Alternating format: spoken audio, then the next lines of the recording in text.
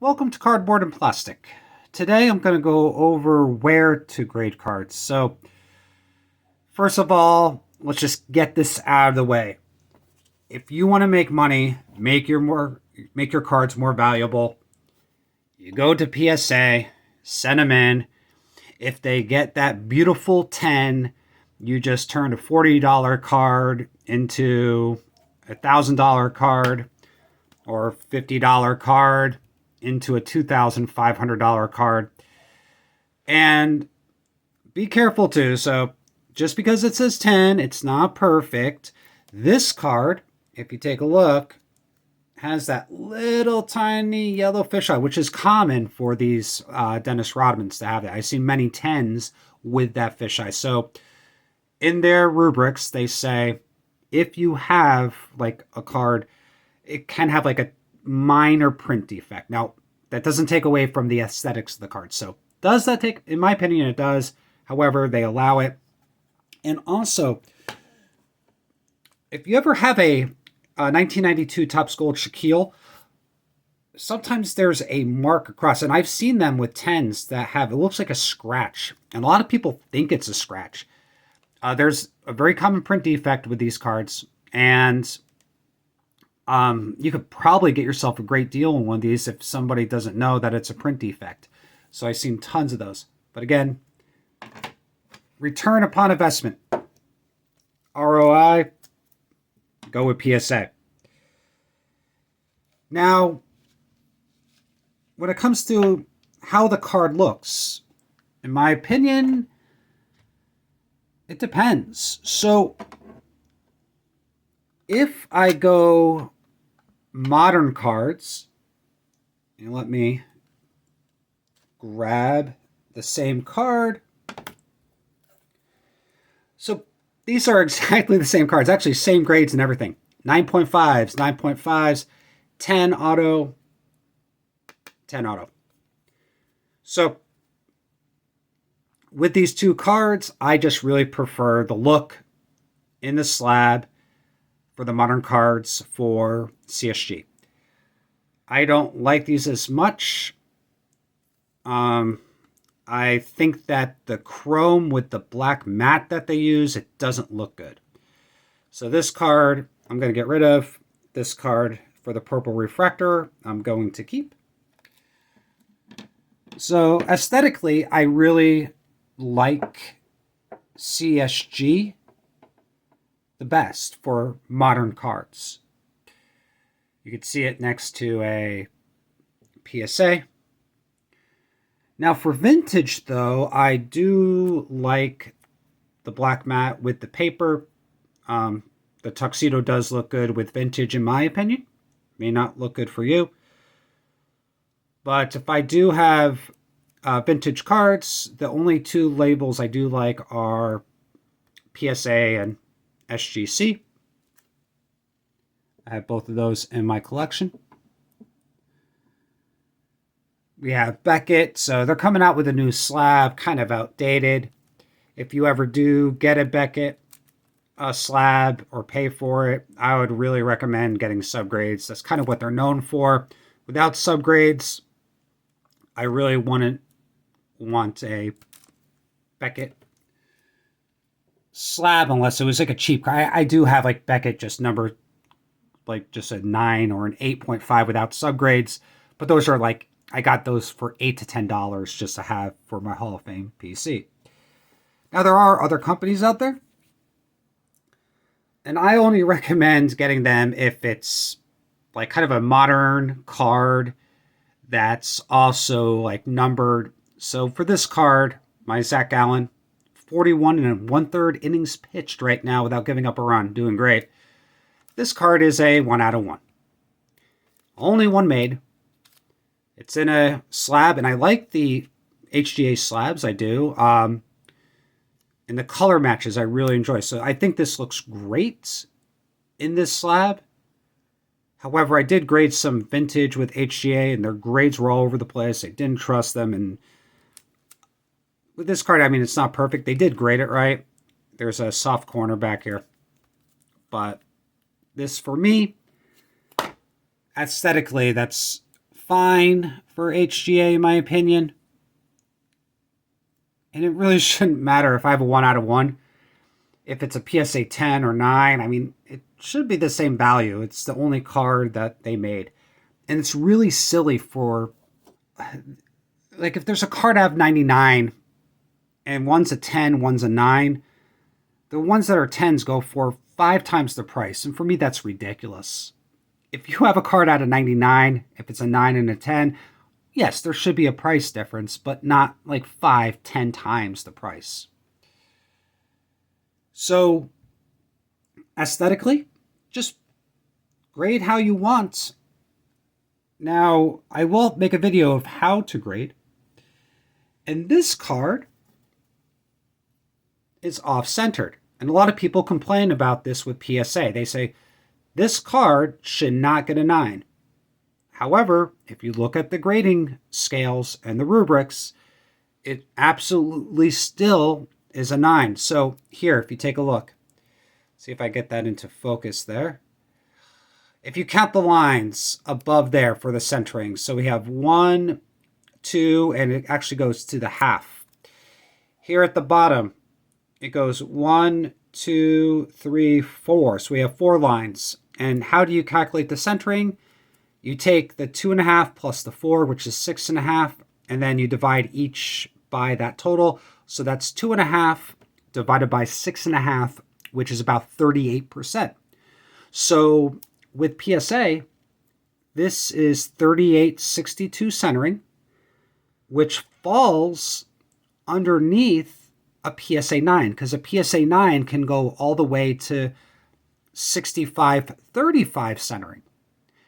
However, if I sent this to SGC, the highest grade possible would be a SGC 8 or 8.5. Because SGC 9s and CSG 9s, same scale, they have centering of 60-40. Now, Beckett is the hardest. They would only give a 9 to a card that's 55-45. So if you do have off-centered cards that are sharp, I would send them to PSA. Now, SGC, I send all my beautiful centered cards there. They do grade more upon eye appeal and centering instead of the technical making sure every corner is razor sharp. And that's kind of what PSA does. PSA grades more upon how sharp the corners are and less on the centering. SGC, this card has a little bit of a rough cut on the bottom. However, the centering, the color is beautiful. Even the centering on the back is nice, which is difficult for these cards. So I sent this to SGC because I know it would grade a little bit higher. Maybe it would be a PSA 7, but I knew that this would get a high grade at SGC. Now, costs of cards to grade. SGC is going to be about $30, $23 with group submitters, but you get back the cards immediately. So you send it to SGC, they log it in, they grade it, you get them back. So that's a big plus for the turnaround time, but the price is more expensive. On the other hand, $30, the same price for PSA. However, if you send this card in, you'll get it back sometime. 3 months, 4 months down the road. They don't even guarantee the times. My last bulk orders, they took like 16 months to get back to me. So it won't be that bad ever again, but just be prepared to wait. And I don't like to wait. I have a bad taste in my mouth from PSA taking 16 months to grade my cards, so I'm really not using them right now. Maybe eventually when they get their act together and I can get my cards back in 1 or 2 months, I'll use them again. CSG, they charge right now $15 for 25 card bulk. So they lowered that from 50 bulk to 25. So really a pretty good price the best looking slabs, in my opinion, for modern cards. And the turnaround times are 20 days right now that they're advertising. So really good turnaround times and pretty good prices. Now, if you're an elite member and pay for that, you can get cards for 10% less. So that would be $1.50 less, so it'd be $13.50. However, you got to be careful with CSG, because if I graded, this is a card I do want to grade, and I think it would look great in a modern slab. Is this Jordan rookie? Now, this is for the Brooklyn collection. It's an on-card auto. And when CSG grades this, they're going to charge me an extra $2 for the auto, and they're going to charge me $5 extra because it's a thick card. So whenever you have the thick holders, they charge you more. Now, the last order, I didn't get charged the $5 for the thick holders. So my advice is just send in the cards. Don't tell them you need a thick holder, and see if they don't charge you. But I mean, that could raise the price from $15 to $22. Plus, they actually charge like $5 shipping and handling, which is kind of weird. They kind of nickel and dime you with CSG. Now, when it comes to vintage and just pure authentication, I believe CSG is the way to go. This card is altered. You can kind of see there at the top that somebody they wrote and then they tried to erase.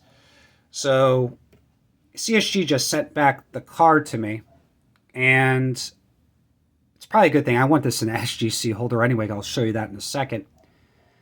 So this card is going to be great. It's going to be authenticated by SGC. And not only do they just put authentic, but they put, if it's altered, they'll tell you right on the front label now. So that was a big new recent addition that they made to their authentic holders, which is really good. I complained that in the past because PSA uses like an AA for like authentic altered, or just an A for authentic. SGC just had an A. You didn't know what. Was it altered? Was it just graded authentic? You didn't know what was wrong with it, but now you will. So this will be a great card to go to SGC to get authenticated. Now, I told you why I don't like CSG for vintage. And this is the main reason. I wish I waited for SGC to send this in. This card, the grade is right, in my opinion. Actually, it probably will grade this over at SGC. But do you see they put it in a plastic sleeve? This is garbage, in my opinion. This is exactly what Beckett does. And I do not like that. So if you get Beckett or CSG for the older cards, they just put in those plastic sleeves. However, SGC and PSA, they both have cutouts for that card size, which makes it look just so much cleaner. So 100%, if you have an odd size card, like here's another one. Do you see they just put it into a plastic sleeve in there? It's just floating around for a T206. And here's another T206, but with the plastic cut there, it just looks so much better.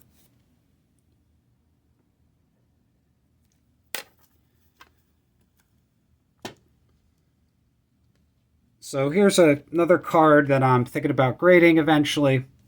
However, I'm waiting for PSA to grade this. This card is razor sharp, but do you see it's off-center, left to right.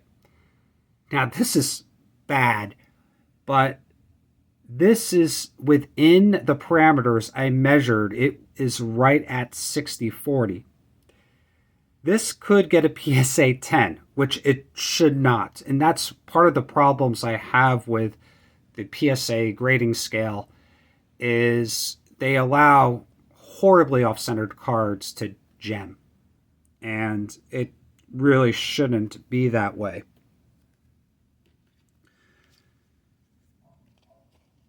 And here's a card that I want to grade with SGC. Not perfectly cut. It's pretty sharp though, but the centering is pretty good with this card. But do you see like that little bit of whiting down there and stuff like that? PSA will just rip this card apart because of that little bit of whiting down there, especially on these 1973s. So this, in my opinion, is a great SGC candidate. And I didn't really go over too much about the Beckett pricing. I don't know what's going on with them as a company. I think they're like down to like $30. I don't know what their turnaround times are or anything like that. So if you want to grade with Beckett, it used to be like they had like a paper form they had to fill out, which was ridiculous. I guess now they're updating their website, so now it's more electronic. I'm probably not going to grade with them. I don't really like subgrades that much on the cards. I just kind of just want the grade. I don't really care too much about the subgrades. But some people really do like that. So if you want to use them, go ahead. And HGA, I would only use if you got a card that you wanted to make it look real pretty in the holder, do a custom design. If you have a card, the horizontal slabs look really nice, so they have the label above here. And then you can have your card, if it's a horizontal card, just showing that way, and just put it on a shelf to show off.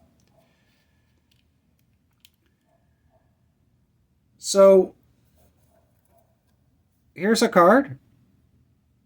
And if you take a look at it, where should I should have sent this card where? To PSA. The card is really sharp. The corners are great. The edges are great. The surface is great. It's just off-centered. Now, PSA would have graded this card maybe a 7. And it got a SGC 6. So should I have waited for PSA? Probably. Do I really care? No. This card is going to stay in my PC with all my other 1972 tops. So I hope this helps some people and just kind of my thought process of where to send cards. And I don't do registries. I just put my cards in a big box. I take them out, put them on shelves, enjoy them. So let me know in the comments below, where do you grade and why do you grade with them? Or do you just not care with me and just go ahead and grade at the particular time? What is the best price and what type of slabs you like the best? As always, have a great day and keep on collecting.